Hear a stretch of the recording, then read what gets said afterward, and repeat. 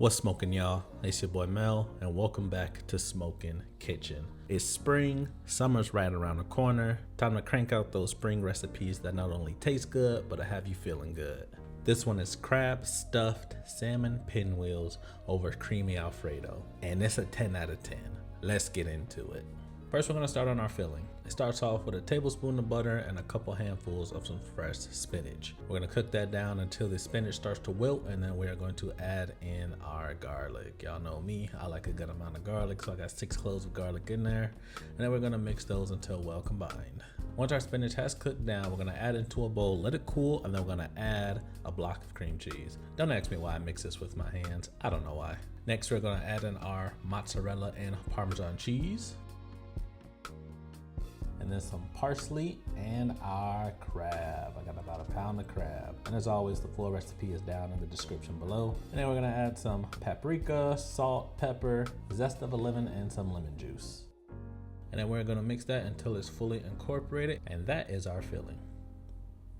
While our filling is cooling, we're gonna take our salmon. And if you have the skin on yours, we're just gonna remove that skin. And then we are going to season it. Here I have my own homemade salmon seasoning, but you can use whatever that you have. And just gonna work it into the fish.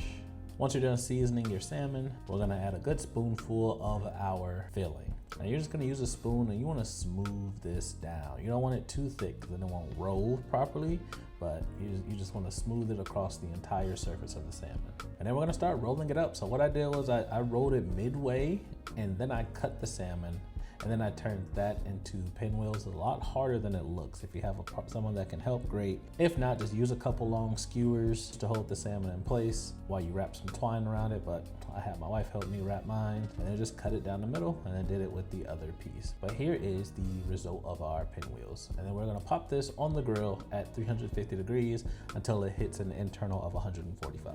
Next, we're gonna get started on our sauce. So in that same pan that we took our spinach from, we're gonna add some butter, and we're gonna add some garlic. Y'all know me, a couple cloves of garlic. Once that garlic has been in the butter for around 30 seconds and turned fragrant, we're gonna add in our heavy cream.